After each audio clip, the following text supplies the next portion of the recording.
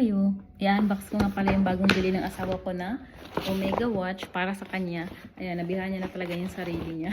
Ang mahal din kasi nito kaya pinag-isipan niya kung bibilhan niya ba talaga o hindi. Tapos, papakita ko nga pala sa inyo na. Dahil nasa Dalmamon kami kanina at doon niya binili yung watch na yan, bumili din pala ako sa Flormar ng Invisible Loose Powder. Alam niyo, hindi naman talaga ako mahilig ay marunong mag-makeup. Kaya lang gusto ko lang talaga magkaroon ng ganito kasi laging lumalabas sa FYP ko yung mga nagbe-makeup at may ganito sila. Kaya ay nakajema-jema na lang din ako. Pero bumili din ako ng first time ko makakita ng ganito. Oh, ganyan oh. Igaganong-ganon lang pala siya para lalabas yung yung liquid niya ba. Ay no, yung ngayon tinaray ko sa lips ko eh. Hindi ko lang kung bagay siya sa akin. Pero inanahan ko muna ng ang tawag dito? Lip liner. Yan. Tapos ito i-unbox na natin itong relo niya. Excited na nga ako eh.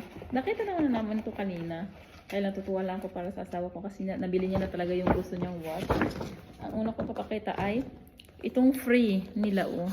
Nagbigay sila ng free pero alam niya na para sa akin ulit. Ayan oh. Ang brand nga pala nito ay Swatch. Napaano ko na nga ito eh. Napa-resize ko na. Tingnan niyo kung gano'ng kalit yung ko. Ayan no.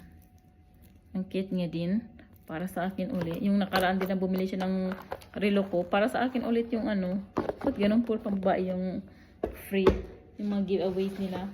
Tapos ito din yung sombrero. Ayan, Omega. Ang cute lang din. Siguro para sa akin ulit to pula eh.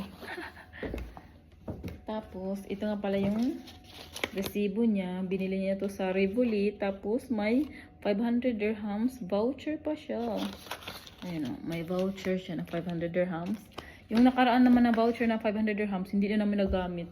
Nakalimutan kasi namin eh. Tapos ito ko na to. Relo ng asawa ko. Ayan o, dream watch niya talaga to. Gustong gusto niya. Ayan. Ay, baliktad. Ayan na o. Alam ko na siya paano buksan. Ayan. Nakakatuwa naman yung asawa ko kasi nakabili na siya ng relo na gusto niya. Inuna niya kasing bilahan ako kaysa sa kanya. Ayan nga pala.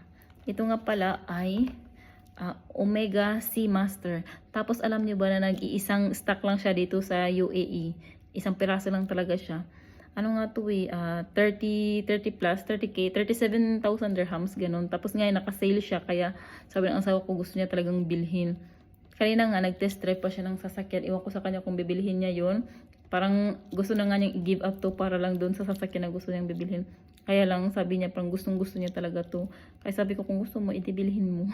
Sabi niya, oo nga, para daw parehas na kami may Omega na watch. So sabi niya, after daw nito, is hindi na muna siya bibili ng ng mga mamahalin, ganun.